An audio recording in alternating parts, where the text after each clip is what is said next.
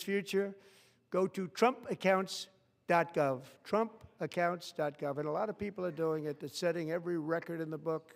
It's popular. They knew what it was going to take. I'm so proud of them. I'm so proud of the people that got it started. And now it's just taken off. One of the primary reasons for our country's stunning economic turnaround, the biggest in history, where the Dow Jones broke 50,000 4 years ahead of schedule, and the S&P hit 7,000, where it wasn't supposed to do it for many years, were tariffs. I used these tariffs, took in hundreds of billions of dollars to make great deals for our country, both economically and on a national security basis. Everything was working well. Countries that were ripping us off for decades are now paying us hundreds of billions of dollars. They were ripping us so badly, you all know that. Everybody knows it. Even the Democrats know it. They just don't want to say it. And yet these countries are now happy, and so are we. We made deals. The deals are all done. And they're happy. They're not making money like they used to, but we're making a lot of money. There was no inflation, tremendous growth. And the big story was how Donald Trump called the economy correctly, and 22 Nobel Prize winners in economics didn't. They got it totally wrong. They got it really wrong. And then just 4 days ago, an unfortunate ruling from the United States Supreme Court. It just came down. It came down. Very unfortunate ruling. But the good news is that almost all countries and corporations want to keep the deal that they already made, right, Scott? Knowing that the legal power that I, as president, have to make a new deal could be far worse for them, and therefore they will continue to work along the same successful path that we had negotiated before the Supreme Court's unfortunate involvement. So despite the disappointing ruling, these powerful country-saving, it's saving our country, the kind of money we're taking in, peace-protecting. Many of the wars I settled was because of the threat of tariffs. I wouldn't have been able to settle them without. Will remain in place under fully approved and tested alternative legal statutes. And they have been tested for a long time. They're a little more complex, but they're actually probably better, leading to a solution that will be even stronger than before. Congressional action will not be necessary. It's already time-tested and approved. And as time goes by, I believe the tariffs paid for by foreign countries will, like in the past, substantially replace the modern-day system of income tax, taking a great financial burden off the people that I love.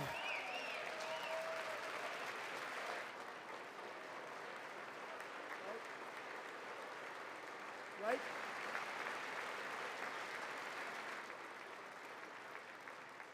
Moving forward, factories, jobs, investment, and trillions of dollars will continue pouring into the United States of America because we finally have a president who puts America first. I put America first.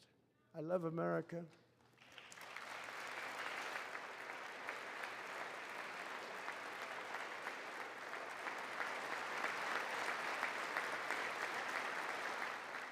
For decades before I came along, we had the exact opposite. From trade to health care, from energy to immigration, everything was stolen and rigged in order to drain the wealth out of the productive, hardworking people who make our country great, who make our country run. Under Biden and his corrupt partners in Congress and beyond, it reached a breaking point with the Green New scam, open borders for everyone. They poured in by the millions and millions from prisons, from mental institutions. They were murderers, 11,888 murders. They came into our country. You allowed that to happen. And record-setting inflation that cost the typical family $34,000 in just a speck of time. Now the same people in this chamber who voted for those disasters suddenly use the word affordability, a word. They just used it. Somebody gave it to them, knowing full well that they caused and created the increased prices that all of our citizens had to endure. You caused that problem. You caused that problem.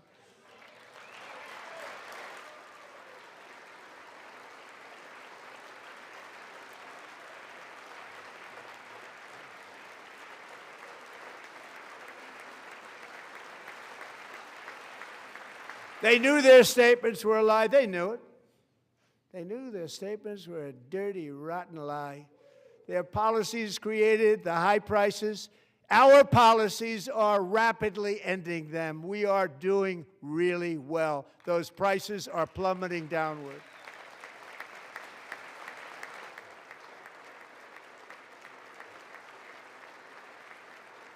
The price of eggs is down 60%, Madam Secretary. Thank you. The cost of chicken, butter, fruit, hotels, automobiles, rent is lower today than when I took office by a lot. And even beef, which was very high, is starting to come down significantly. Just hold on a little while. We're getting it down. And soon you will see numbers that few people would think were possible to achieve just a short time ago. Nobody can believe when they see the kind of numbers, and especially energy, when they see energy going down to numbers like that, they cannot believe it. It's like another big tax cut. I'm also confronting one of the biggest ripoffs of our times, the crushing cost of health care caused by you. Since the passage of the Unaffordable Care Act, sometimes referred to as Obamacare, big insurance companies have gotten rich. It was meant for the insurance companies, not for the people. With our government giving them hundreds and hundreds of billions of dollars a year as their stock prices soared 1,000, 1,200, 1,400, and even 1,700%, like nothing else. That's why I introduced the great health care plan. I want to stop all payments to big insurance companies and instead give that money directly to the people so they can buy their own health care, which will be better health care at a much lower cost.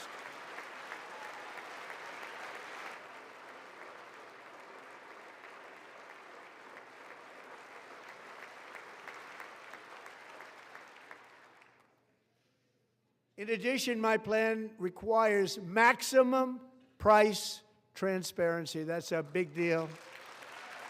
Sounds so simple, so big. And I did that in my first term, and the Democrats immediately terminated it with full knowledge that they were doing a very bad thing for the people. Costs were going to go way up, and that's what happened, and now I'm bringing them way down on health care and everything else. I'm also ending the wildly inflated cost of prescription drugs like has never happened before.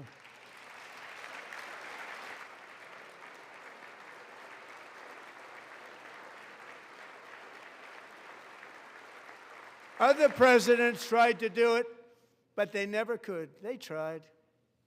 Most didn't try, actually. But they tried. They said they tried. They couldn't do it. They didn't even come close. They were all talk and no action, but I got it done.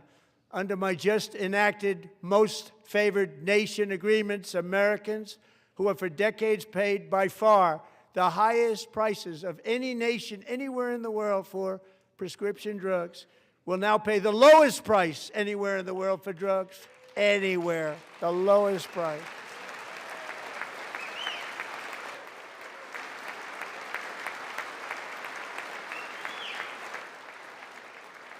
So in my first year of the second term,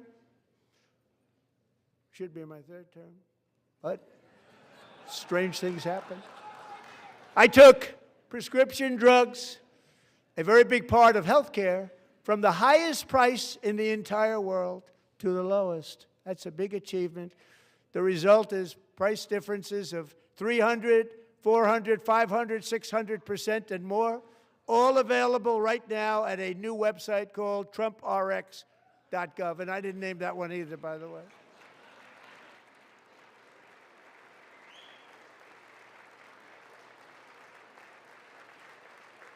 And here tonight is the very first customer ever to get that big discount, and it is big, Catherine Rayner. For 5 years, she and her husband have struggled with infertility, and they turned to IVF. One drug has been costing Catherine $4,000 to purchase, but a few weeks ago, she logged onto the TrumpRx website and got that same drug that cost $4,000, got it for under $500. A reduction of much more, actually, than $3,500. Catherine, we are all praying for you, and you're going to be a great mom.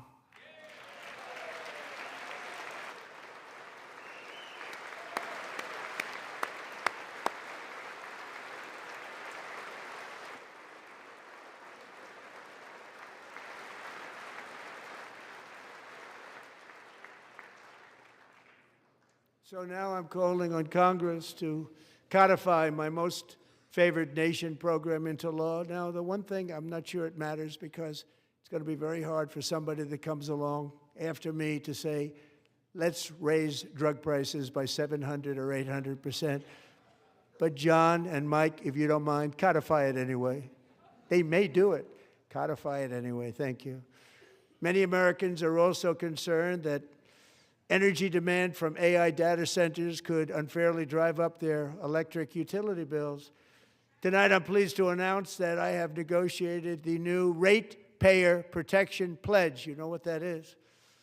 We're telling the major tech companies that they have the obligation to provide for their own power needs. They can build their own power plants as part of their factory so that no one's prices will go up. And in many cases, prices of electricity will go down for the community, and very substantially down. This is a unique strategy never used in this country before. We have an old grid. It could never handle the kind of numbers, the amount of electricity that's needed. So I'm telling them they can build their own plant. They're going to produce their own electricity. It will ensure the company's ability to get electricity while at the same time lowering prices of electricity for you, and could be very substantial for all of you cities and towns. You're going to see some good things happen over the next number of years. Another pillar of the American dream that has been under attack is home ownership. With us tonight is Rachel Wiggins, a mom of two from Houston. She placed bids on 20 homes and lost all of those bids to gigantic investment firms that bypassed inspection, paid all cash, and turned those houses into rentals, stealing away her American dream. She was devastated. Stories like this are why last month I signed executive order to ban large Wall Street investment firms from buying up in the thousands single-family homes.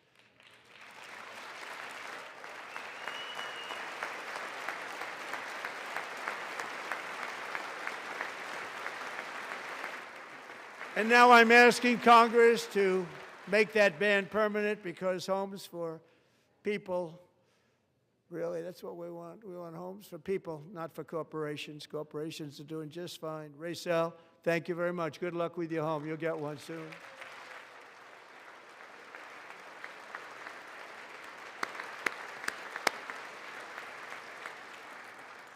We're also working to make it easier for Americans to save for retirement.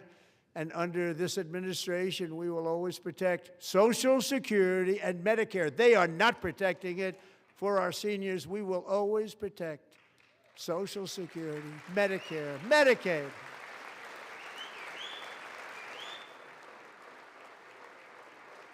Since I took office, the typical 401k balance is up by at least $30,000. That's a lot of money. We have millions and millions of people, because the stock market has done so well, setting all those records. Your 401ks are way up. Yet half of all of working Americans still do not have access to a retirement plan with matching contributions from an employer. To remedy this gross disparity, I'm announcing that next year my administration will give these often forgotten American workers, great people, the people that built our country, access to the same type of retirement plan offered to every federal worker. We will match your contribution with up to $1,000 each year. As we ensure that all Americans can profit from a rising stock market, let's also ensure that members of Congress cannot corruptly profit from using insider information.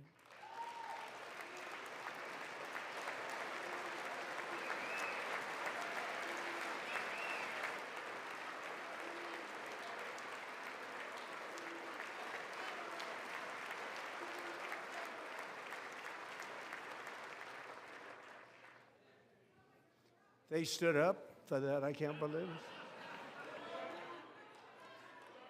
I can't believe it.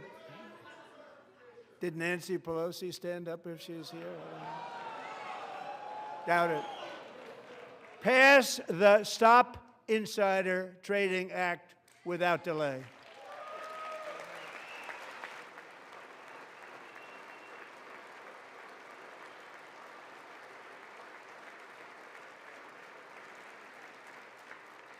I wasn't sure if anybody even on this side was going to applaud for that. I'm very impressed. Thank you. I'm very impressed. But when it comes to the corruption that is plundering, it's plundering America. There's been no more stunning example than Minnesota, where members of the Somali community have pillaged an estimated $19 billion from the American taxpayer. Oh, we have all the information. And in actuality, the number is much higher than that. And California, Massachusetts, Maine, and many other states are even worse. This is the kind of corruption that shreds the fabric of a nation, and we are working on it like you wouldn't believe. So tonight, although started 4 months ago, I am officially announcing the war on fraud to be led by our great Vice President, J.D. Vance.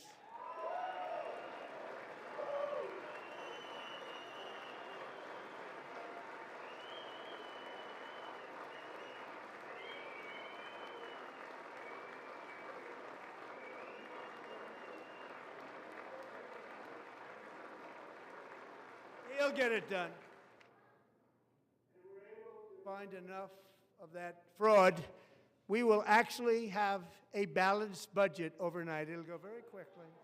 That's the kind of money you're talking about. We'll balance our budget. The Somali pirates who ransacked Minnesota remind us that there are large parts of the world where corruption and lawlessness are the norm, not the exception. Importing these cultures through unrestricted immigration and open borders brings those problems right here to the USA. And it is the American people who pay the price in higher medical bills, car insurance rates, rent, taxes, and perhaps most importantly, crime. We will take care of this problem. We're going to take care of this problem. We are not playing games. Delilah.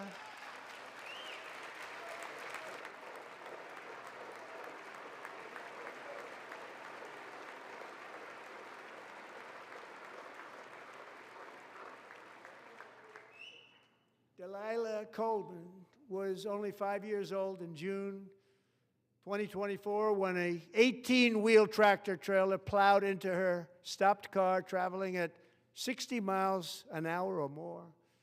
The driver was an illegal alien let in by Joe Biden and given a commercial driver's license by open borders politicians in California. Doctors said Delilah would never be able to walk or talk, have a good life. She wouldn't even be able to eat again. But against all odds, she is now in the first grade learning to walk. And she's here this evening with her dad, Marcus, a fantastic man. Delilah, please, you are a great inspiration. Please stand up.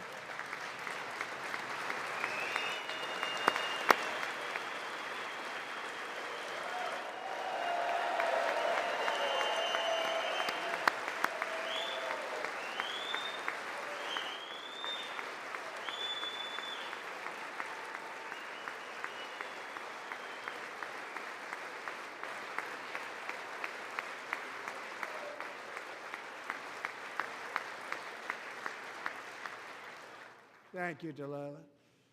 Many, if not most, illegal aliens do not speak English and cannot read even the most basic road signs as to direction, speed, danger, or location.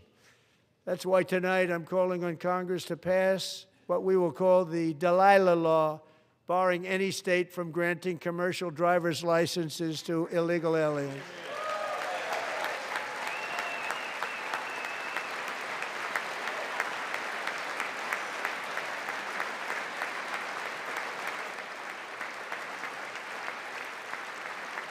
And yesterday, as you probably saw at the White House, I hosted a ceremony with Americans who lost their treasured loved ones to the scourge of illegal immigration. People came into our country, how we allowed this to happen with our open borders. These are the angel moms and families that for decades our government betrayed, and our media totally ignored. It was terrible. Hard to believe, actually. In 2023, a 16-year-old high school cheerleader named Elizabeth Medina was supposed to perform in her town's Christmas parade, but she never arrived. Her mother, Jacqueline, went home to look for her, and she found her lying dead in a bathtub, bleeding profusely after being stabbed 25 times. Elizabeth's killer was a previously arrested illegal alien who had broken in and brutally extinguished the brightest light in her family's life, violently and viciously. Her heartbroken mother is in the gallery to remind everyone in this chamber exactly why we are deporting illegal alien criminals to our country at record numbers, and we're getting them the hell out of here fast. We don't want them.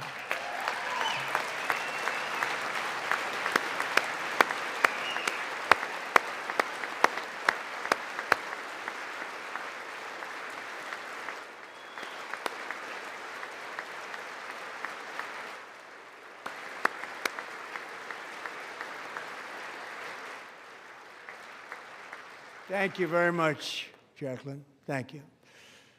We can never forget that many in this room not only allowed the border invasion to happen before I got involved, but indeed they would do it all over again if they ever had the chance. If they ever got elected, they would open up those borders to some of the worst criminals anywhere in the world. The only thing standing between Americans and a wide open border right now is President Donald J. Trump and our great Republican patriots in Congress. Thank you. Thank you.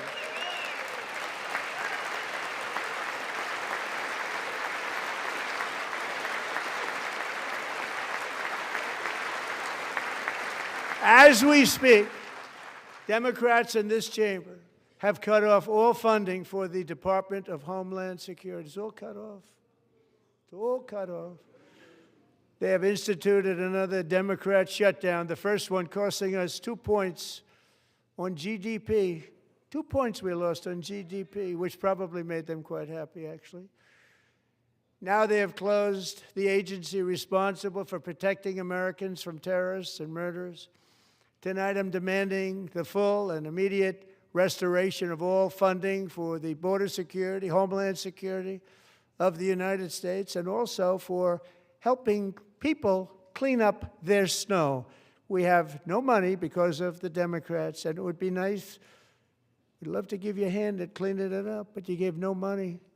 Nobody's getting paid. It's a shame. So you have to think about it. We have, in case you didn't know, a pretty large snowstorm out there. One of the great things about the State of the Union is how it gives Americans the chance to see clearly what their representatives really believe. So tonight I'm inviting every legislator to join with my administration in reaffirming a fundamental principle. If you agree with this statement, then stand up and show your support. The first duty of the American government is to protect American citizens, not illegal aliens.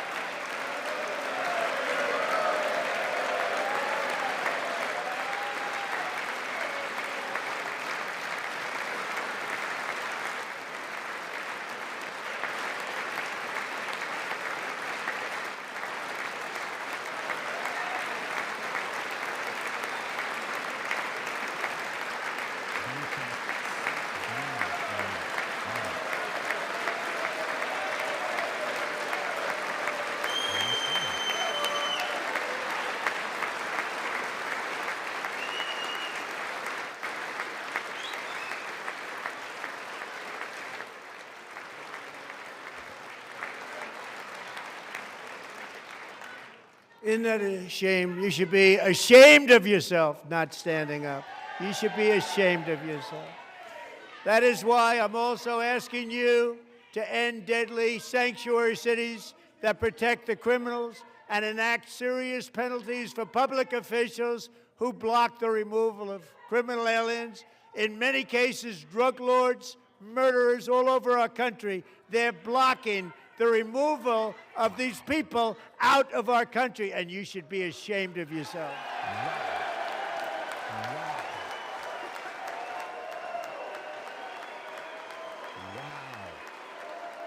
I've never seen it done like that.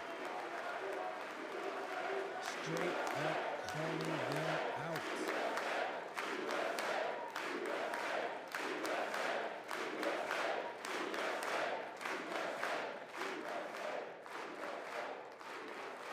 And perhaps most importantly, I'm asking you to approve the Save America Act.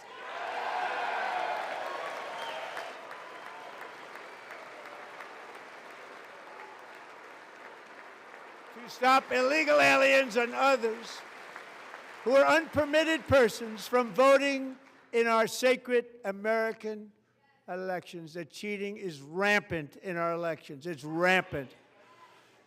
It's very simple. All voters must show voter ID.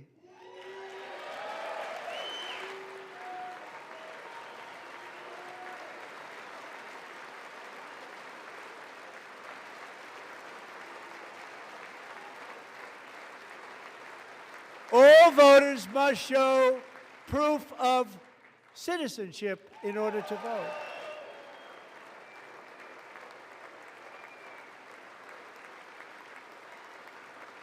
And no more crooked mail-in ballots except for illness, disability, military, or travel. None.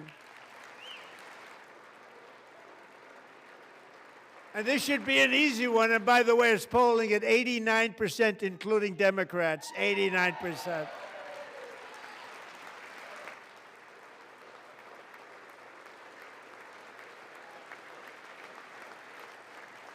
And even the new communist mayor of New York City, I think he's a nice guy, actually.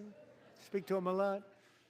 Bad policy, but nice guy. Just said they want people to shovel snow. They got hit hard. Wants them to shovel snow, but if you apply for that job, you need to show 2 original forms of ID and a Social Security card. Yet they don't want identification for the greatest privilege of them all, voting in America. No, it's no good. No good. Both Republicans and Democrats overwhelmingly agree on the policy that we just enunciated. And Congress should unite and enact this common sense, country-saving legislation right now, and it should be before anything else happens.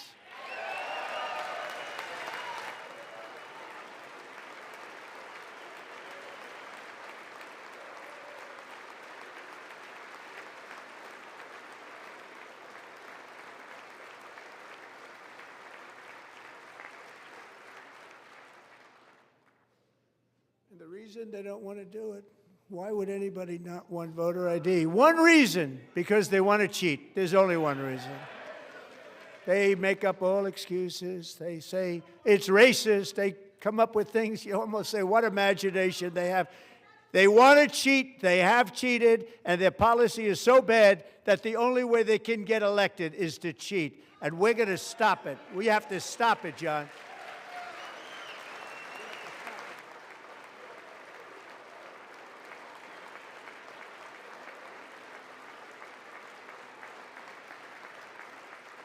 And here is one more opportunity to show common sense in government. In the gallery tonight are Sage Blair and her mother, Michelle.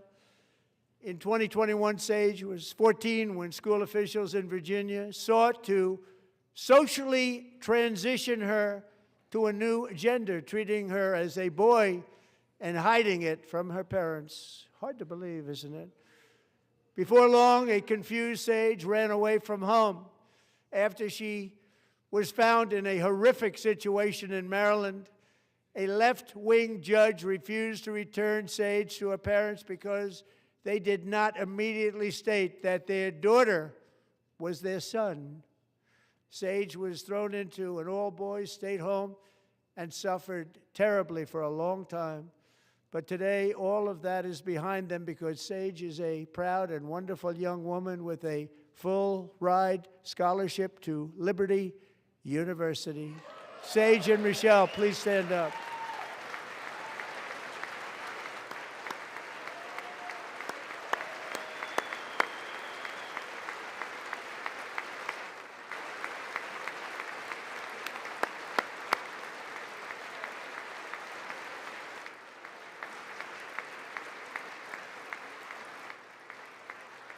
And thank you for your great bravery. And who can believe that we're even speaking about things like this? 15 years ago, if somebody was up here and said that, they'd say, what's wrong with him? But now we have to say it because it's going on all over numerous states without even telling the parents. But surely we can all agree no state can be allowed to rip children from their parents' arms and transition them to a new gender against the parents' will. Who would believe that we're even talking about this? We must ban it, and we must ban it immediately.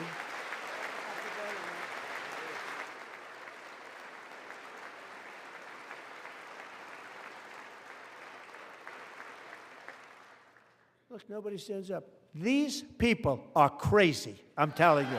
They're crazy.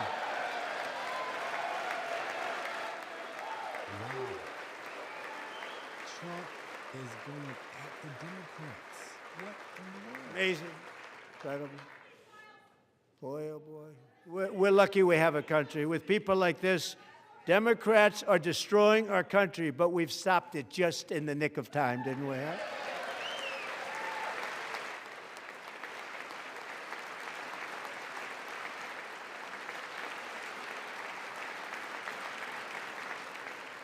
No one cares more about protecting America's youth than our wonderful First Lady, now a movie star. She's a movie star. Can you believe it? Who would have believed that?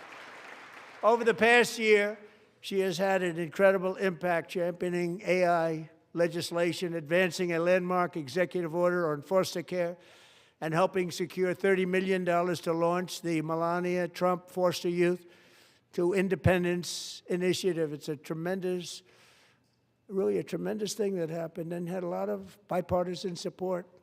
She gets much better bipartisan support than I do. I get none. She gets a lot. Someday you're going to have to tell me how you did that.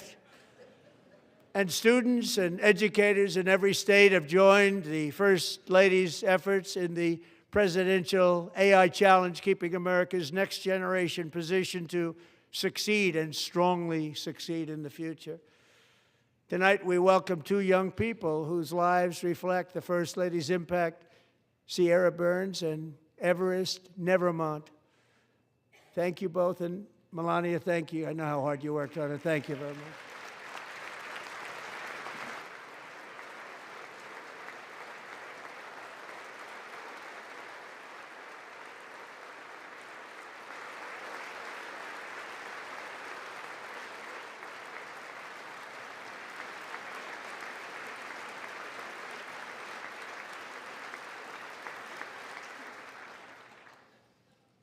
I'm very proud to say that during my time in office, both the first 4 years and in particular this last year, there has been a tremendous renewal in religion, faith, Christianity, and belief in God. Tremendous renewal.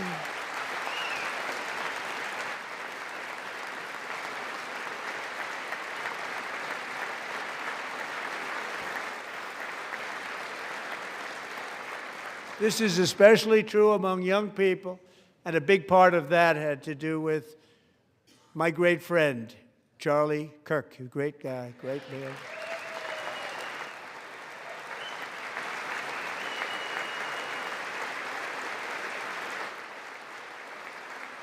So last year, Charlie was violently murdered by an assassin and martyred, really martyred for his beliefs. His wonderful wife, Erica, is with us tonight. Erica, please stand.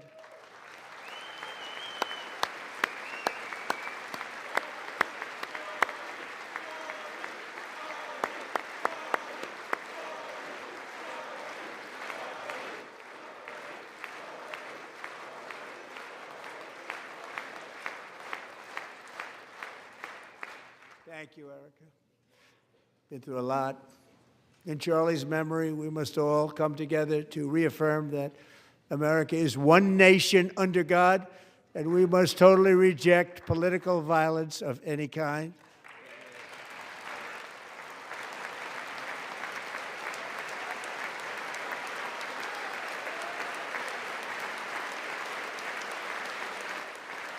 We love religion, and we love bringing it back, and it's coming back at levels that nobody actually thought possible. It's really a beautiful thing to see. Above all, unleashing America's promise requires keeping our communities safe. We have made incredible strides, yet dangerous repeat offenders continue to be released by pro-crime Democrat politicians again and again. We are honored to be joined tonight by a woman who's been through hell, Anya Zaretska. In 2022, she and her beautiful daughter, so beautiful, what a beautiful young woman, Irina, fled war-torn Ukraine to live with relatives near Charlotte, North Carolina. And by the way, what's going on with Charlotte? Last summer, 23-year-old Irina was riding home on the train when a deranged monster who had been arrested over a dozen times and was released through no cash bail, stood up and viciously slashed a knife through her neck and body. No one will ever forget. There were people on that train. No one will ever forget the expression of terror on Irina's face as she looked up at her attacker in the last seconds of her life. She died instantly. She had escaped a brutal war only to be slain by a hardened criminal, set free to kill in America, came in through open borders. Mrs. Zaretska, tonight I promise you we will ensure justice for your magnificent daughter, Irina.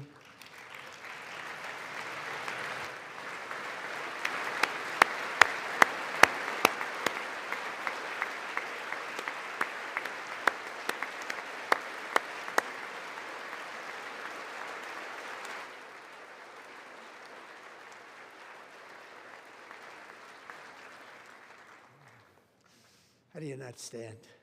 How do you not stand? I'm asking this Congress to pass tough legislation to ensure that violent and dangerous repeat offenders are put behind bars, and importantly, that they stay there.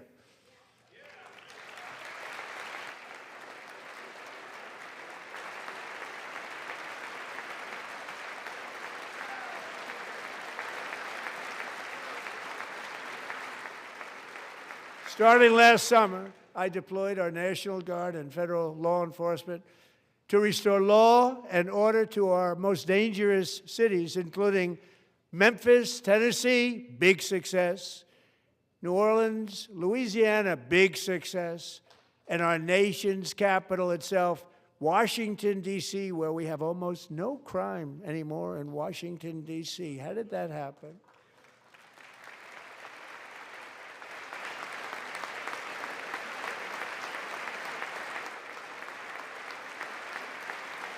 In fact, crime in Washington is now at the lowest level ever recorded, and murders in D.C. this January were down close to 100% from a year ago.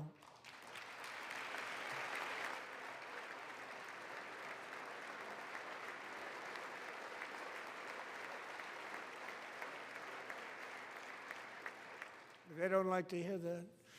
One of the brave service members who helped achieve this stunning turnaround was 20-year-old West Virginia Army National Guard Specialist Sarah Beckstrom. After a 4-month deployment, she voluntarily extended her service, and her rank was going to be lifted. She was doing so well. They were so proud of her. But the very next day, she was on patrol near the White House when she was ambushed and shot in the head by a terrorist monster from Afghanistan. Shouldn't have been in our country. And all because she wore the uniform of our nation, she was shot. He traveled here because he didn't like people wearing our uniform. He was sick and deranged, shouldn't have been in our country. Sarah Beckstrom died in order to defend our capital, and we are honored to be joined by her wonderful parents, Gary and Eva Lee. Your daughter was a true American patriot, and she will be greatly missed. She was a great person. I saw reports on her. They've never seen anything like it.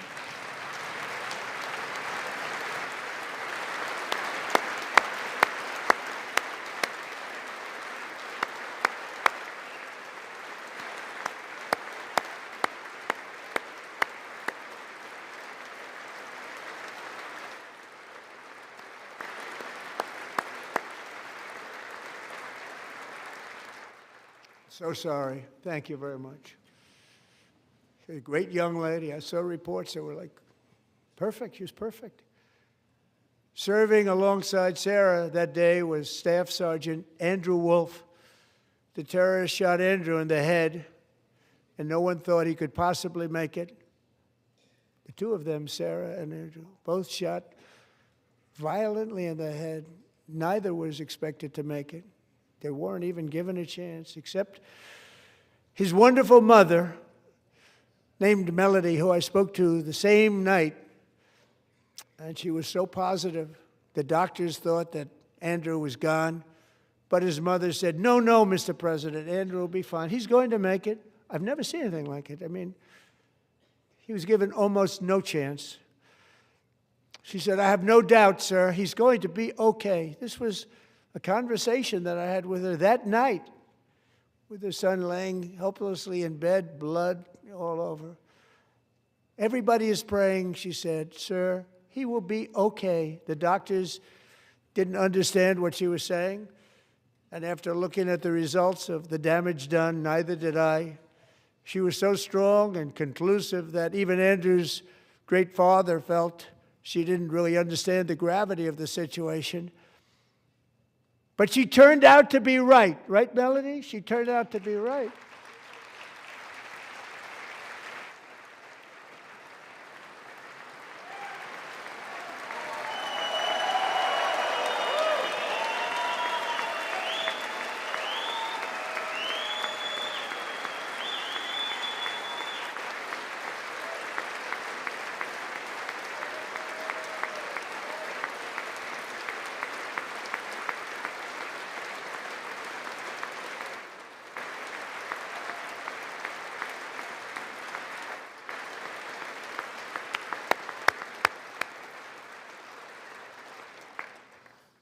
Amazing, actually.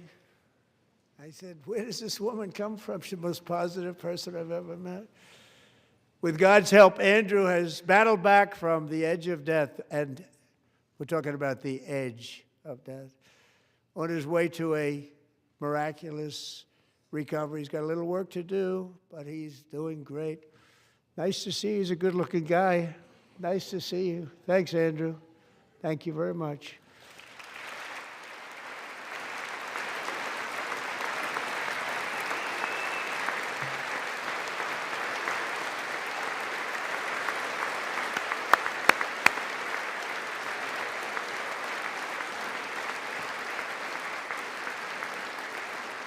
So, Andrew, while you're up, now I'm going to ask a highly respected General James Seward to present Staff Sergeant Andrew Wolf and the great family of Sarah Beckstrom with the award created by our late great President George Washington himself. It's called the Purple Heart.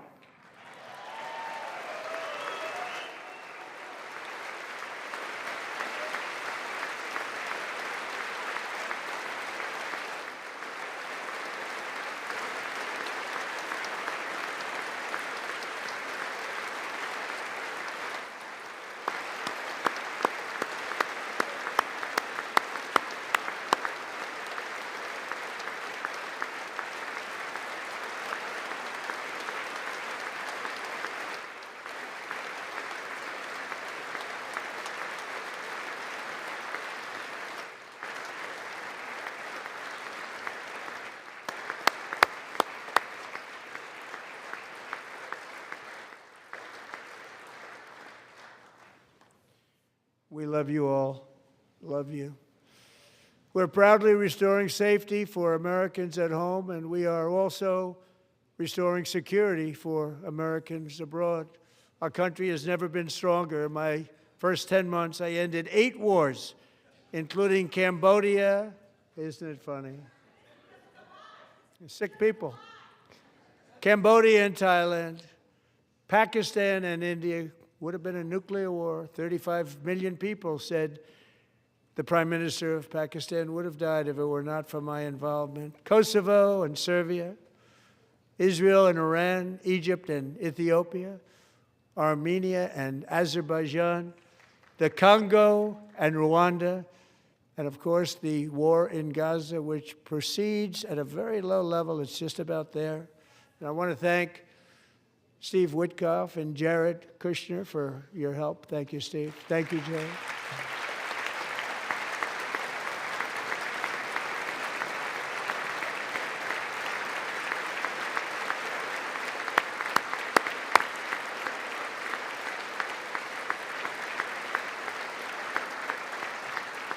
And I also want to thank the man they report to, Secretary of State Marco Rubio. Thank you, Marco.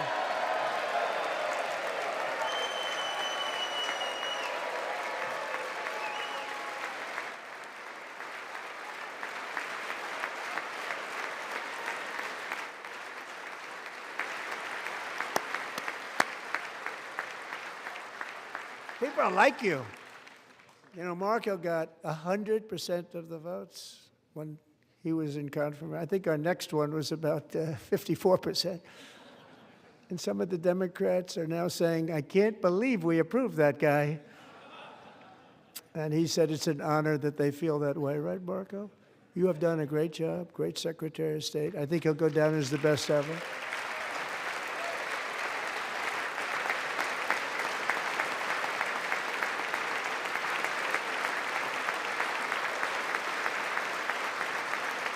Under the ceasefire I negotiated, every single hostage, both living and dead, has been returned home. Can you believe that?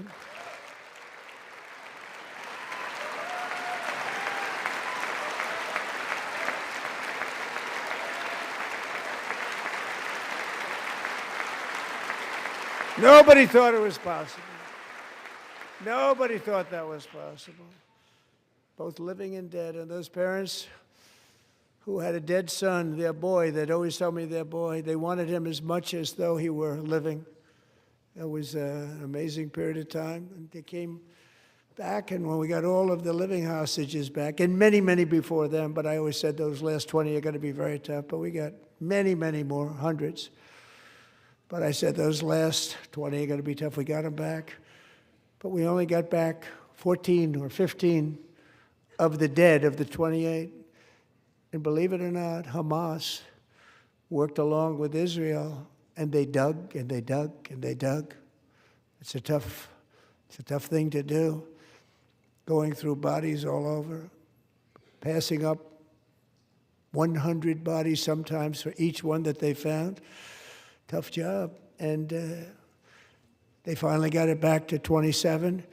And then Steve and Jared, they got it back to 28. They found all 28. Nobody thought that was possible, but we did it. And I remember the family of the 28th. They were so grieved, but they were so happy as it's possible to be. They had their boy back. The mother said, "Sir, we have our boy back." What a period of time that was, but we got them all back. So thank you both very much. Great job.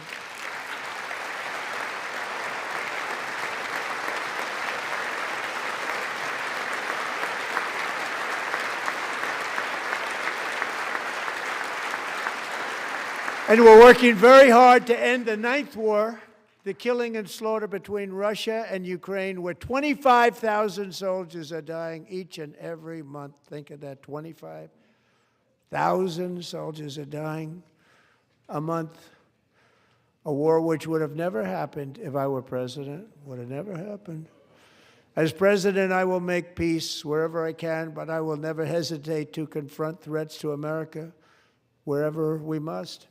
That's why in a breakthrough operation last June, the United States military obliterated Iran's nuclear weapons program with an attack on Iranian soil known as Operation Midnight Hammer.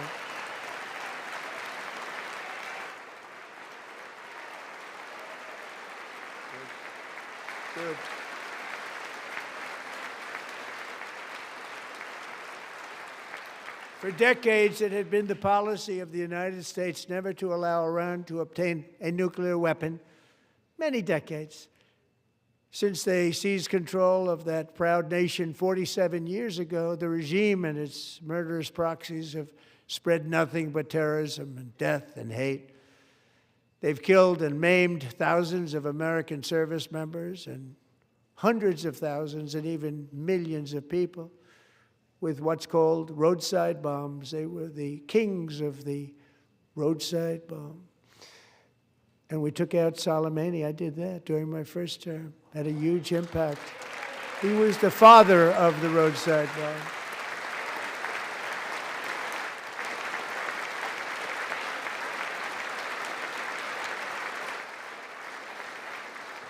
And just over the last couple of months with the protests, they've killed at least, it looks like, 32,000 protests. 32,000 protesters in their own country. They shot them and hung them. We stopped them from hanging a lot of them with the threat of serious violence. But this is some terrible people. They've already developed missiles that can threaten Europe and our bases overseas, and they're working to build missiles that will soon reach the United States of America. After Midnight Hammer, they were warned to make no future attempts to rebuild their weapons program, and in particular, nuclear weapons. Yet they continue. They're starting it all over. We wiped it out, and they want to start all over again, and are at this moment again pursuing their sinister ambitions. We are in negotiations with them. They want to make a deal, but we haven't heard those secret words. We will never have a nuclear weapon. My preference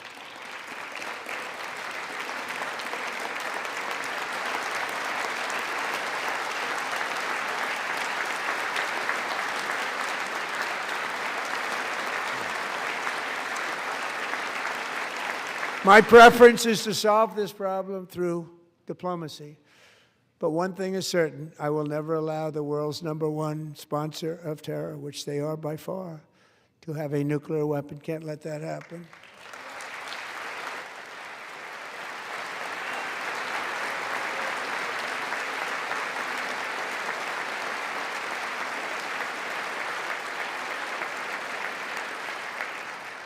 And no nation should ever doubt America's resolve. We have the most powerful military on earth. I rebuilt the military in my first term. We're going to continue to do so. Also, we just approved a $1 trillion budget. We have no choice. We have to be strong because hopefully we will seldom have to use this great power that we built together. It's really called peace through strength, and it's been very, very effective.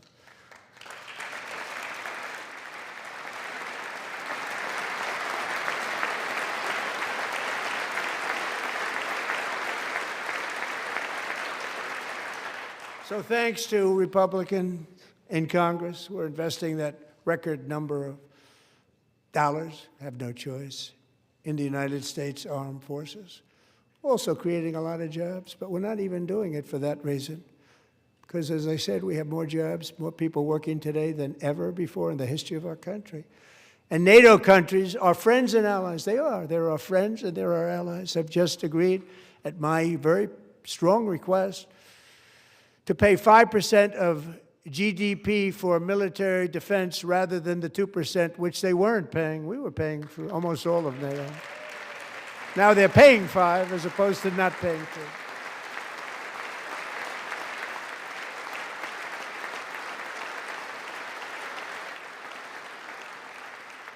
And getting that 5% was something which everyone said would never be done, could not happen. We got it really easily with one meeting. And big difference between 2% that's not paid. We were paying the freight of many of them. Very few were paid up. Now 5%, then they're paid. And everything we send over to Ukraine is sent through NATO, and they pay us in full. They pay us totally in full. Every branch of our armed forces is setting records for recruitment. This is so exciting. And every service member recently.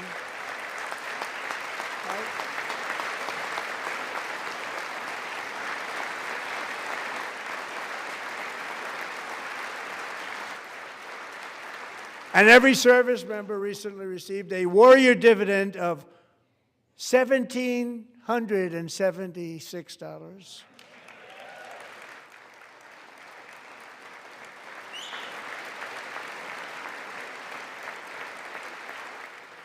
You know, they put it on my desk. We got the money from tariffs and other things, a lot of money we have. We have much more money than people understand.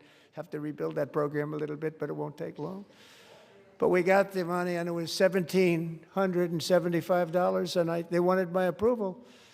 And I said, what's the number? $1,775. I said, wait a minute. For one more dollar, we can have $1,776. It's going to I said, we're going to figure that. I never asked anybody if we could afford it. One more dollar, I said $1,776.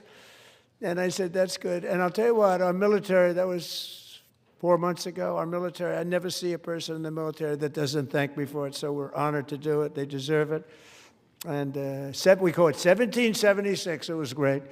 And we love our military. We love our law enforcement. We love our firemen. You know, the firemen don't get mentioned enough. We love our firemen. We're also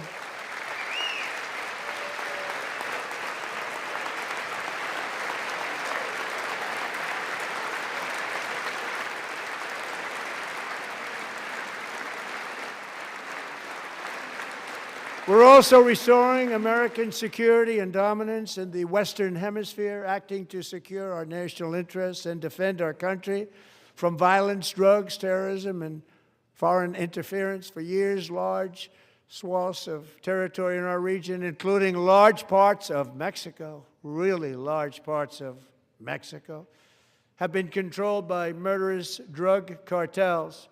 That's why I designated these cartels as foreign terrorist organizations, and I declared illicit fentanyl as a weapon of mass destruction.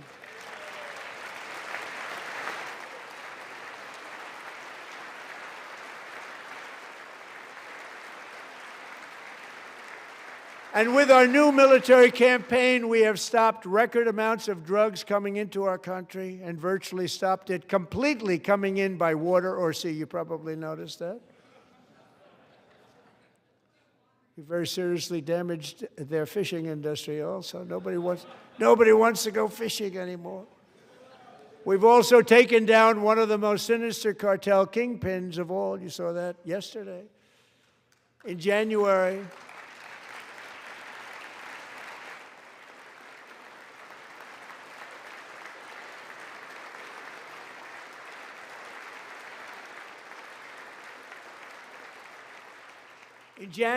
elite American warriors carried out one of the most complex, spectacular feats of military competence and power in world history. No one's seen anything like it. Foreign leaders, I won't tell you who, called me and they said, very impressive, very good. They couldn't believe, they all watched. They saw what happened. This is a different fighting force that we had years ago when we fought to tie.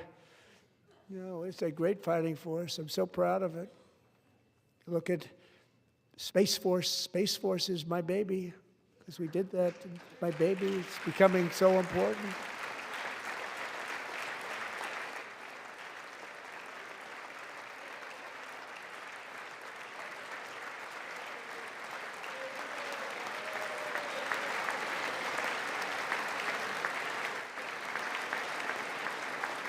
And America's armed forces overwhelmed all defenses and utterly defeated an enemy, good fighters, to end the reign of outlaw dictator Nicolas Maduro and bring him to face American justice.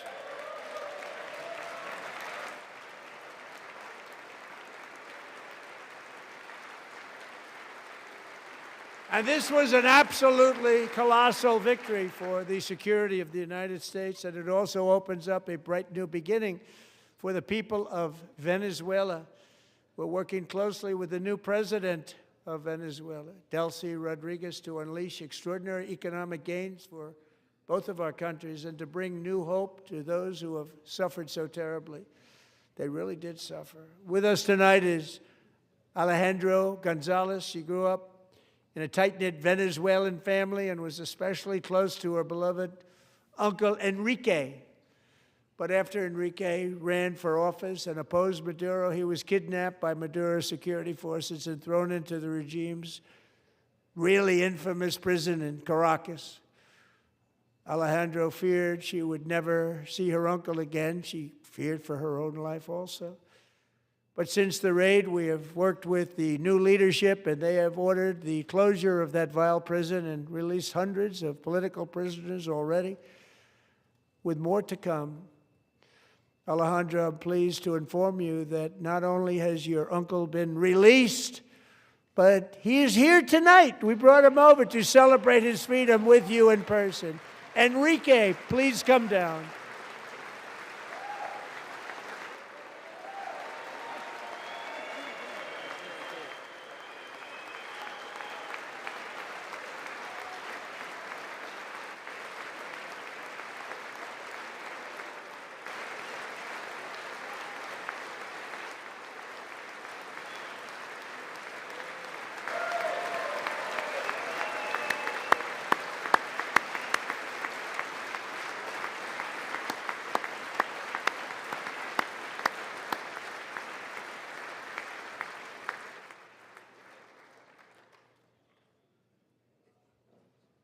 Thank you, Enrique. Have a good time.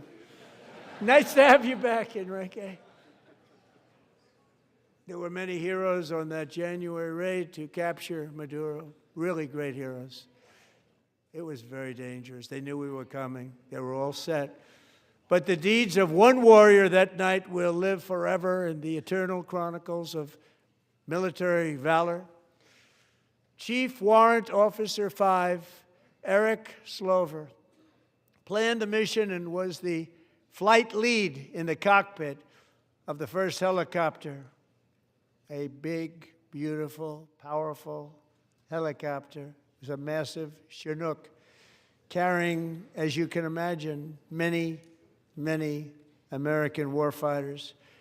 Wearing the dog tags, his wife Amy had blessed with holy water before he left. She knew it was going to be a rough one. Eric steered the Chinook under the cover of night and descended swiftly upon Maduro's heavily protected military fortress. This was a major military installation, protected by thousands of soldiers and guarded by Russian and Chinese military technology. How did that work out? Not too good? While preparing to land, enemy machine guns fired from every angle, and Eric was hit very badly in the leg and hip, one bullet after another. He absorbed 4 agonizing shots, shredding his leg into numerous pieces. And yet, despite the fact that the use of his legs was vital to successful helicopter flight, legs are the most important part of flying a helicopter, to deliver the many commandos who would capture and detain Maduro was the only thing Eric was thinking about. Then, even as he was gushing blood, which was flowing back down the aisle, helicopter lands at a steep angle. The machine guns stood right in front of him. They were right in front of him, 2 machine gunners who escaped the wrath of the previous planes. Eric maneuvered his helicopter with all of those lives and souls to face the enemy and let his gunners eliminate the threat. Turned the helicopter around so the gunners could take care of business, saving the lives of his fellow warriors from what could have been a catastrophic crash deep in enemy territory.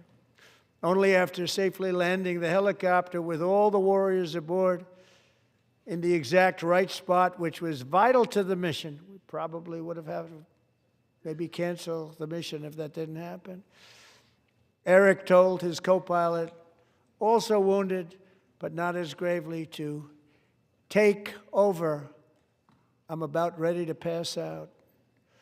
The success of the entire mission and the lives of his fellow warriors hinge on Eric's ability to take the searing pain. It was unbelievable what's happened to his legs of the bullets and keep on flying and landing, and people knew what was happening. Everybody in the back of the helicopter knew because they saw the blood pouring down the aisle.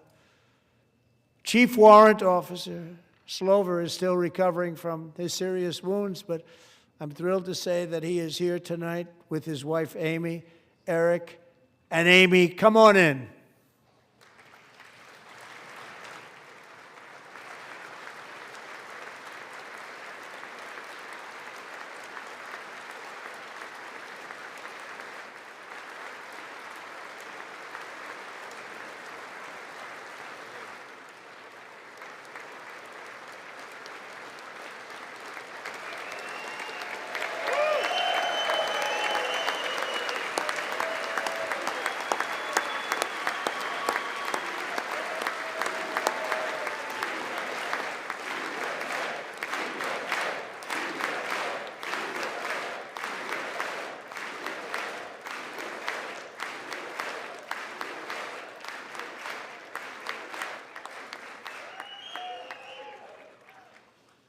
So we have a surprise for Eric and Amy. In recognition of Eric's actions above and beyond the call of duty, I would now like to ask General Jonathan Braga to present Chief Warrant Officer Slover with our nation's highest military award, the Congressional Medal of Honor.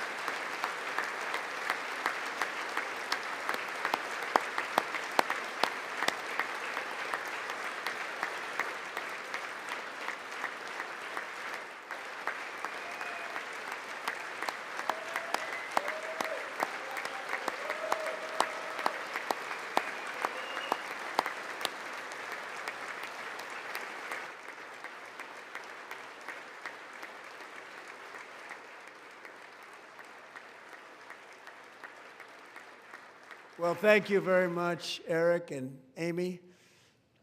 Great to get to know you. I met with them and with a lot of their fellow warriors at Fort Bragg recently.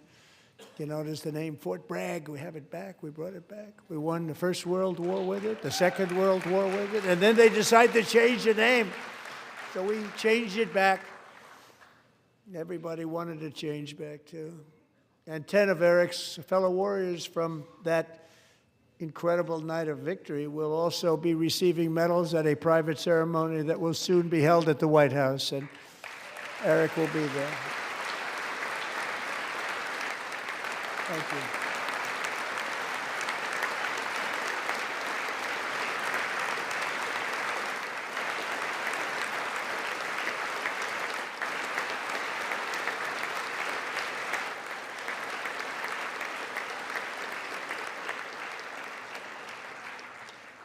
Thank you, Eric.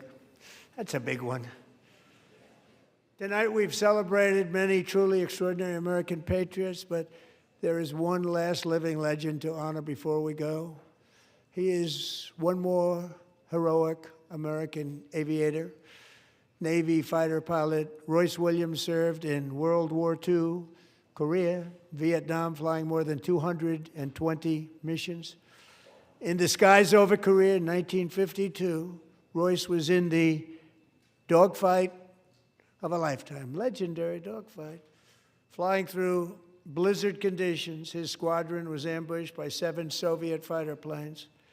It was his first aerial combat of the war, and despite being massively outnumbered and outgunned, Royce led the takedown of 4 enemy jets and almost destroyed the others, vanquishing his adversaries while taking 263 bullets to his own plane and being seriously hurt. His story was secret for over 50 years. He didn't even want to tell his wife, but the legend grew and grew. But tonight, at 100 years old, this brave Navy captain is finally getting the recognition he deserves.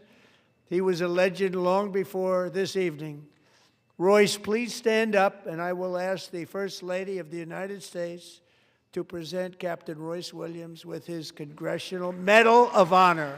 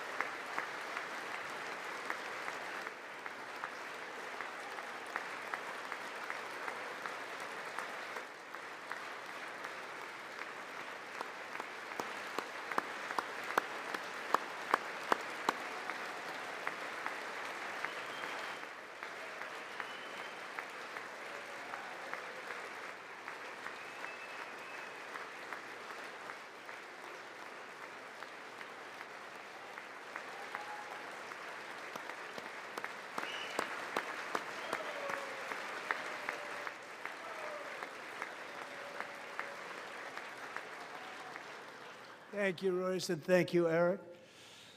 I've always wanted the Congressional Medal of Honor, but I was informed I'm not allowed to give it to myself, and I wouldn't know why I'd be taking it, but if they ever open up that law, I will be there with you someday.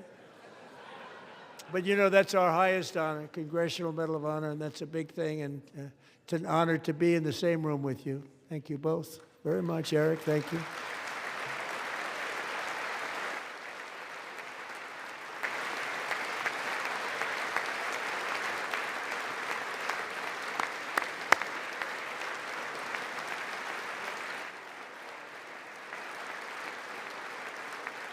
Thank you.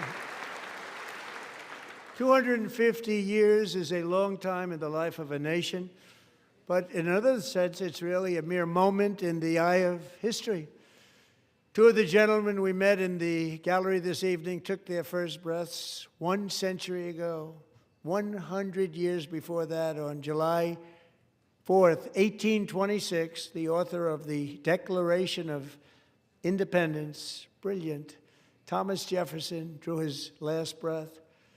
Just a single long human lifespan separates the giants who declared and won our independence from the heroes who stand among us tonight. Everything our nation has done, everything we have achieved, has been the work of those few great lifetimes. In those brief chapters, Americans built this nation from 13 humble colonies into the pinnacle of human civilization and human freedom, the strongest, wealthiest, most powerful, most successful nation in all of history. Americans ventured out across the daunting and dangerous continent. We carved paths through an unforgiving wilderness, settled a boundless frontier, and tamed the beautiful but very, very dangerous Wild West. From empty marshes and wide open plains, we raised up the world's greatest cities. Together, we mastered the world's mightiest industries and shattered history's monstrous tyrannies. And we liberated millions from the chains of fascism, communism, oppression, and terror. Americans lifted humanity into the skies on the wings of aluminum and steel. And then we launched mankind into the stars on rockets powered by sheer American will and unyielding American pride. We wired the globe with our ingenuity.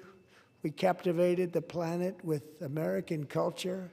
And now we are pioneering the next great American breakthroughs that will change the entire world.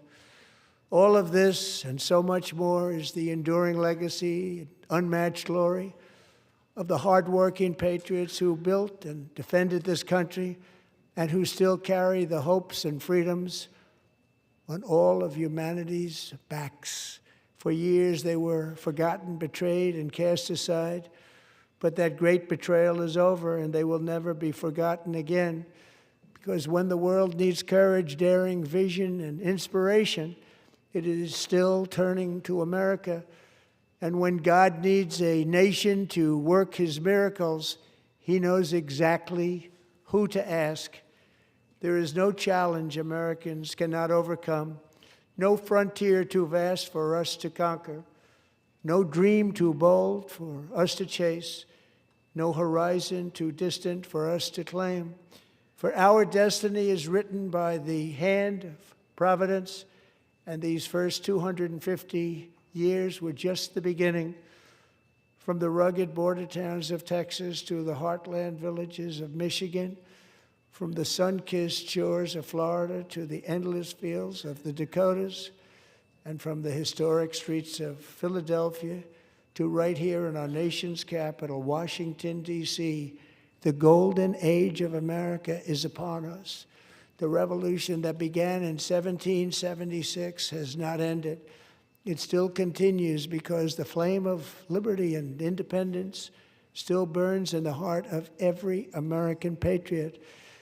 And our future will be bigger, better, brighter, bolder, and more glorious than ever before. Thank you, God bless you, and God bless America.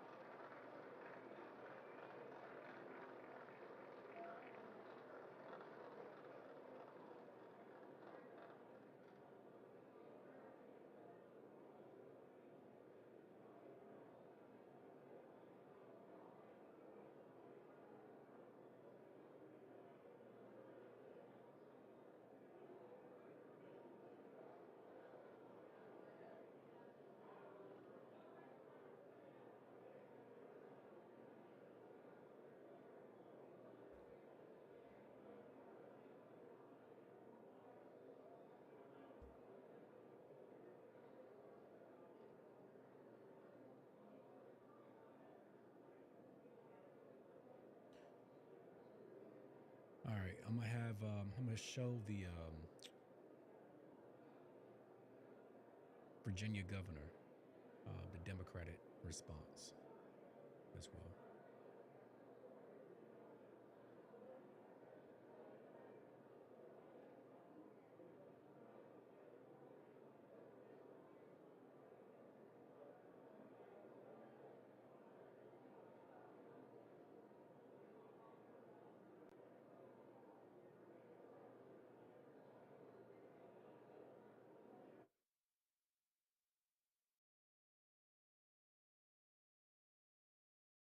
Stay with me. We're gonna show the Democrat response. I think it's Abigail, Governor Abigail of Virginia. She's gonna give her response, the Democrats' response. We'll go over there to that now.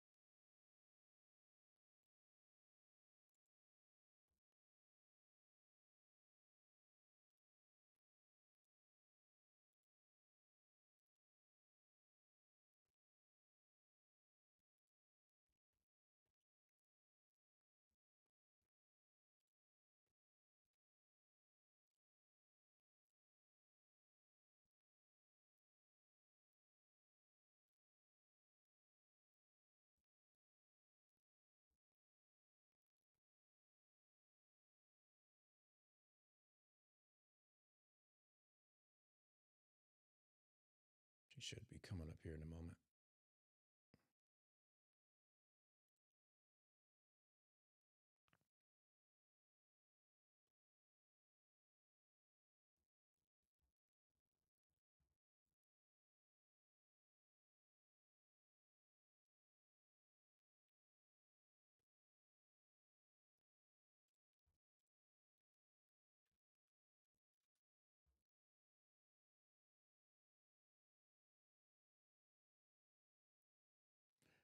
But yeah, I don't know. I mean, what do y'all think about how tonight went? Um, I mean, me personally, I was looking forward to. Let me see. I think my mic is echoing. Let me fix this.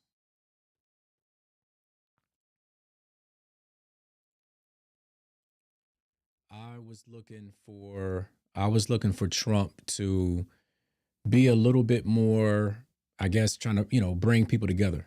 I felt like it was a great opportunity to bring Democrats and Republicans together. He did try to do that, but the Democrats, I mean, basically sat on everything. There was a couple images. I think Al Green, Democrat, was ushered out again. If you guys recall, last year he was kicked out of the State of the Union address last year. So tonight he was kicked out yet again. Hold on, let me see.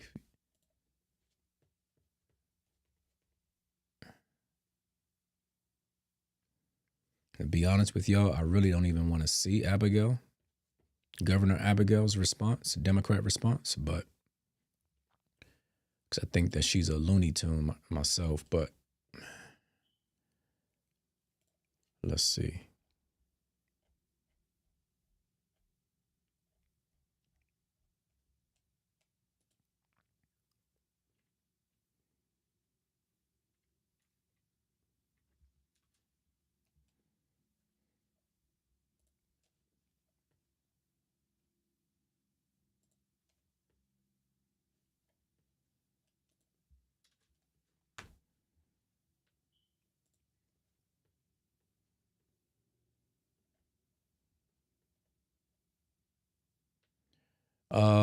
While I'm getting this pulled up,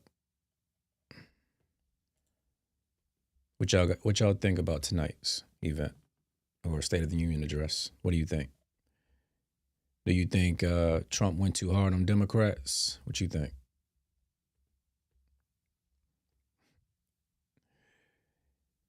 He said he didn't go hard enough. Yeah, I don't think he went hard enough, bro. I really don't think he went hard enough. I think that he could have called him out a little bit more.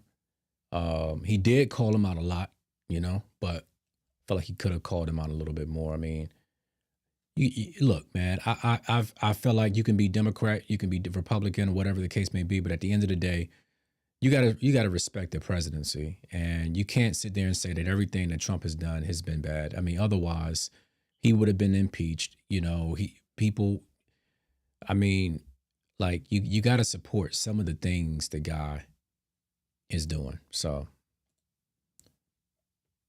yeah, it's crazy.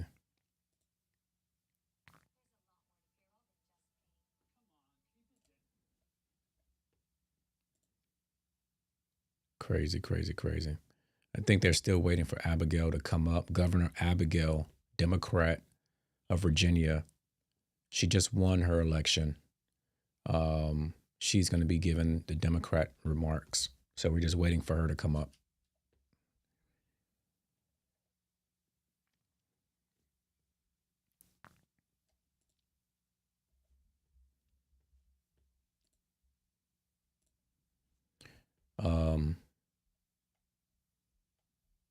One person said that they wish that Trump would have referenced more African Americans.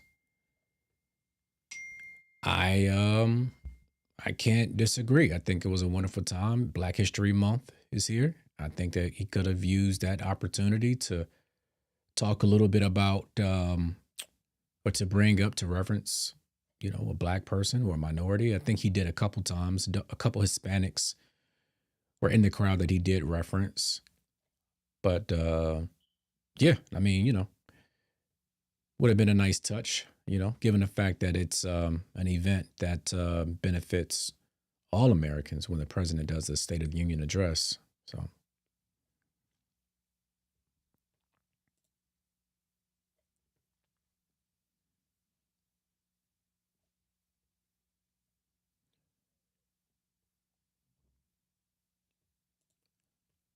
okay, I think she is live.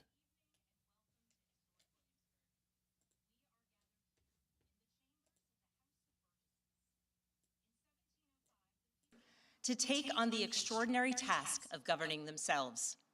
Before there was a Declaration of Independence, a Constitution, or a Bill of Rights, there were people in this room. The people who served here ultimately dreamed of what a new nation, unlike anything the world had ever seen, could be. The United States was founded on the idea that ordinary people could reject the unacceptable excesses of poor leadership, band together to demand better of their government, and create a nation that would be an example for the world.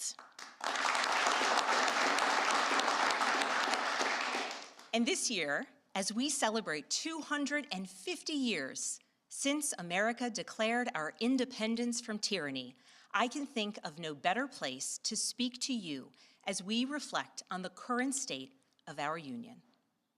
Tonight, as we watched our nation's lawmakers gather for a joint session of Congress, we did not hear the truth from our president. So let's speak plainly and honestly, and let me ask you, the American people watching at home, 3 questions.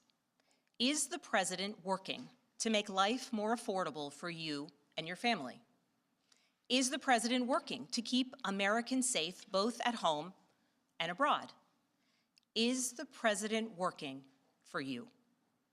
As I campaigned for governor last year, I traveled to every corner of Virginia, and I heard the same pressing concern everywhere. Costs are too high in housing, healthcare, energy, and childcare. And I know these same conversations are being had all across this country. Because since this president took office last year, his reckless trade policies have forced American families to pay more than $1,700 each in tariff costs. Small businesses have suffered, farmers have suffered, some losing entire markets. Everyday Americans are paying the price. And even though the Supreme Court struck these tariffs down 4 days ago, the damage to us, the American people, has already been done. Meanwhile, the president is planning for new tariffs, another massive tax hike on you and your family. And Republicans in Congress, they remain unwilling to assert their constitutional authority to stop him. They're making your life harder. They're making your life more expensive. They're even making it more difficult to see a doctor. Rural health clinics in Virginia and across the country are already closing their doors thanks to the so-called One Big Beautiful Bill, championed by the president and Republicans in Congress.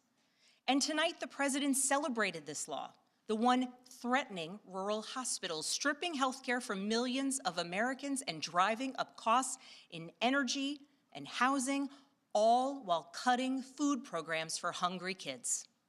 But here in Virginia, I am working with our state legislature to lower costs and make the Commonwealth more affordable. And it's not just me. Democrats across the country are laser focused on affordability in our nation's capital and in state capitals and communities across America. In the most innovative and exceptional nation in the history of the world, Americans deserve to know that their leaders are focused on addressing the problems that keep them up at night. Problems that dictate where you live, whether you can afford to start a business or whether you have to skip a prescription in order to buy groceries. So I'll ask again, is the president working to make life more affordable for you and your family? We all know the answer is no. I grew up in a house of service. My mother was a nurse and my father was a career law enforcement officer. I began my career by following in my father's footsteps as a federal agent working money laundering and narcotics cases. I worked side by side with local and state police to keep our communities safe and to uphold and enforce the law. Law enforcement officers across the country know that it is a unique responsibility to do the serious work of investigating crimes, comforting victims, and making arrests. It's about building trust, and that requires an abiding sense of duty and commitment to community. And yet, our president has sent poorly trained federal agents into our cities, where they have arrested and detained American citizens and people who aspire to be Americans. And they have done it without a warrant. They have ripped nursing mothers away from their babies. They have sent children, a little boy in a blue bunny hat, children to far-off detention centers. And they have killed American citizens in our streets. And they have done it all with their faces masked from accountability. Every minute spent sowing fear is a minute not spent investigating murders, crimes against children, or the criminals defrauding seniors of their life savings.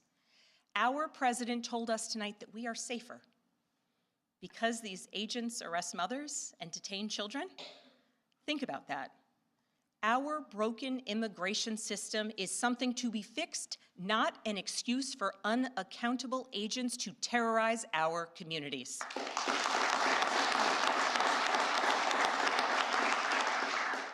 After working in law enforcement, I continued my career of service as a CIA officer, working undercover to protect the United States and our allies from global threats, terrorism, nuclear weapons, and the aggression of adversarial nations around the globe.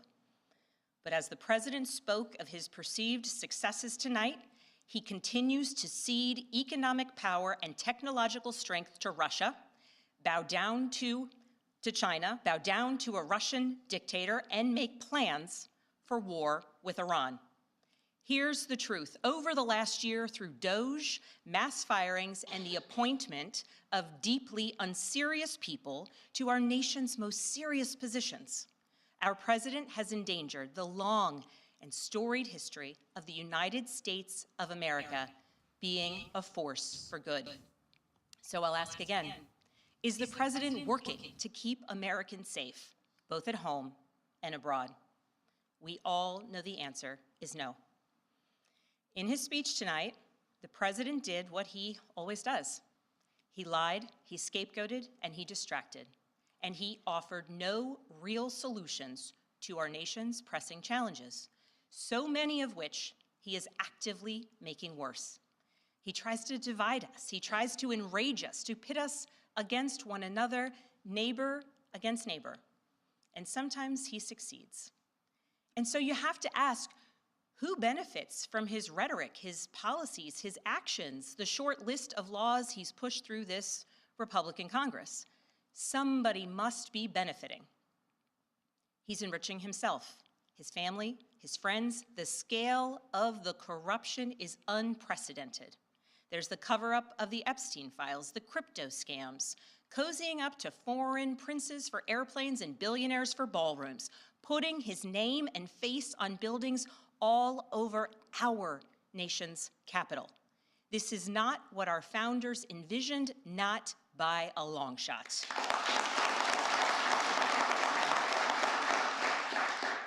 So Those I'll ask people again, feel staged. is the president working for you? We all know the answer is no. But here's the special thing about America.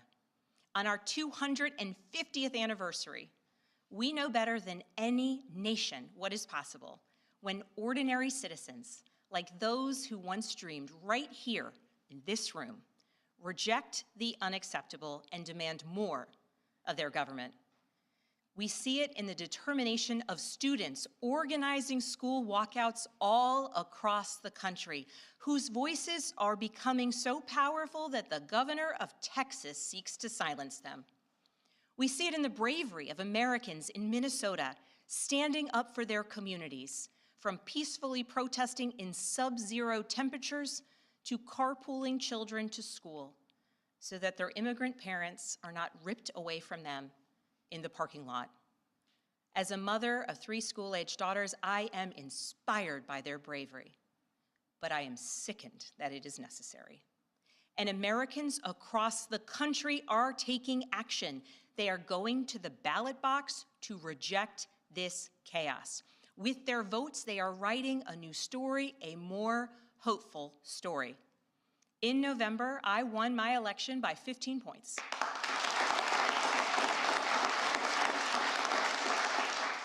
And we won 13 new seats in our state legislature. Yeah, these people are very staged, man. Even the claps are Because voters staged. decided they wanted something different. Our campaign earned votes from Democrats, Republicans, independents, and everyone in between, because they knew as citizens they could demand more, that they could vote for what they believe matters, and that they didn't need to be constrained by a party or political affiliation. This is happening across the country. New Jersey elected Mikey Sherrill as governor in a double-digit victory. Democrats flipped state legislative seats in places like Georgia, Iowa, Mississippi, and Texas. The list goes on and on. Ordinary Americans are stepping up to run in the spirit of our forefathers. They are running to demand more and to do more for their neighbors and communities. I know the story well. I first ran for office in 2018 alongside dozens of other Democrats who did the seemingly impossible, flipping 41 seats in Congress. In my case, I was the first Democrat elected in 50 years, swinging our district 17 points.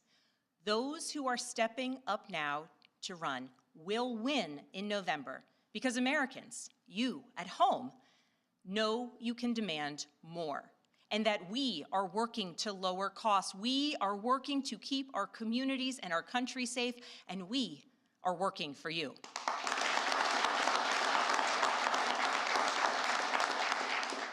In his farewell address, George Washington warned us about the possibility of, quote, cunning, ambitious, and unprincipled men rising to power. But he also encouraged us, all Americans, to unite in a common cause, to move this nation forward. That is our charge once more, and that is what we are seeing across the country. It is deeply American and patriotic to do so, and it is how we ensure that the state of our union remains strong, not just this year, but for the next 250 years as well, because we, the people, have the power to make change, the power to stand up for what is right, the power to demand more of our nation.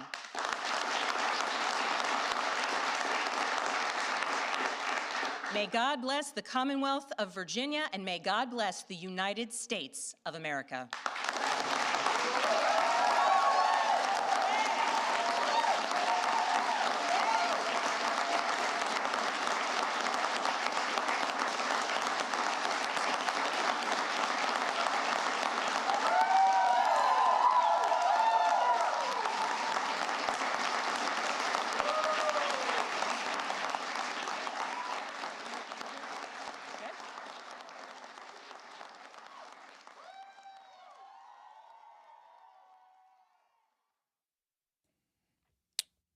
So that was the governor of Virginia.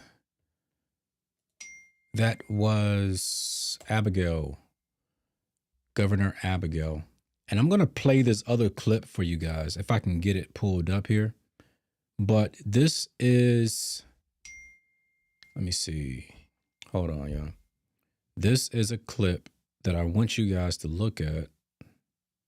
And this goes right to what Trump has been saying for a very long time. But I'm going to play this clip. Give me 1 second. I'm trying to get it pulled up for y'all. Hold on.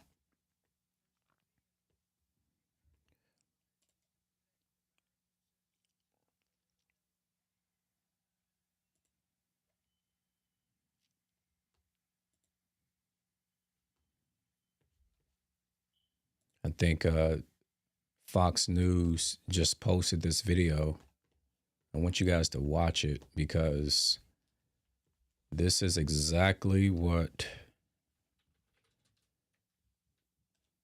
the issue is. This issue is in America, man. Like, this is just ridiculous. Let me see.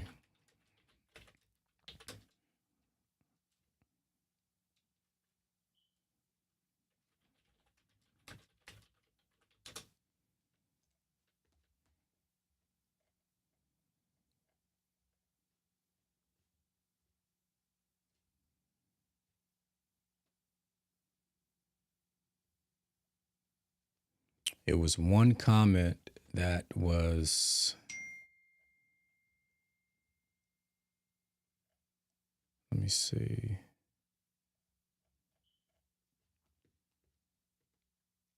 I'll tell you how I'm gonna get it. Give me 1 second.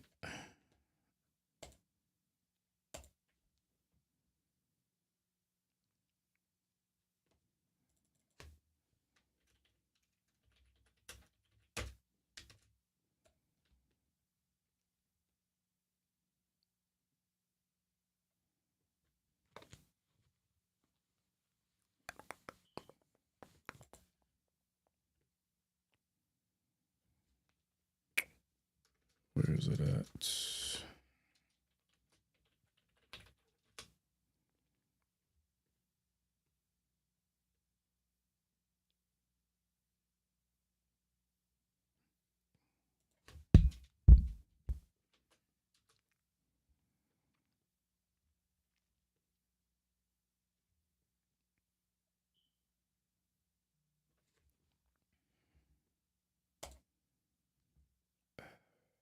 Hold on, y'all. It's coming up.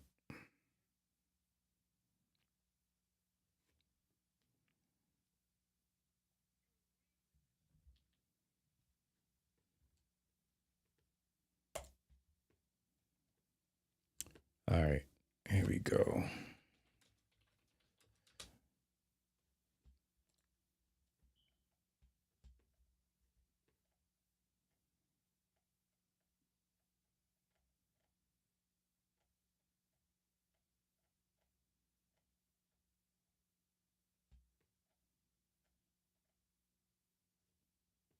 All right, here it is right here. Let me get the link.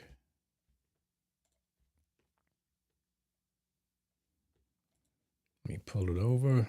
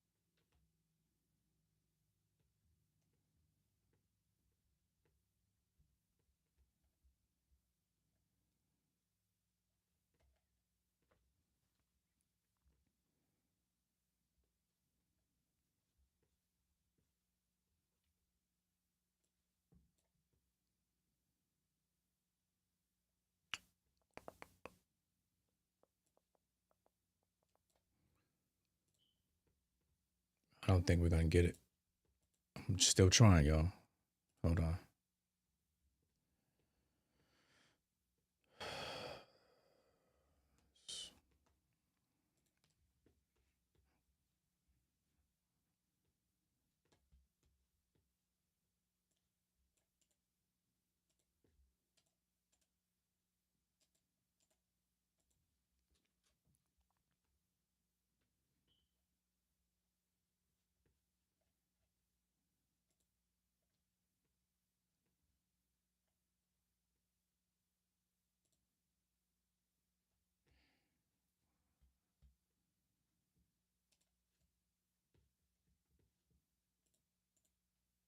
Hopefully we can get it pulled in from this.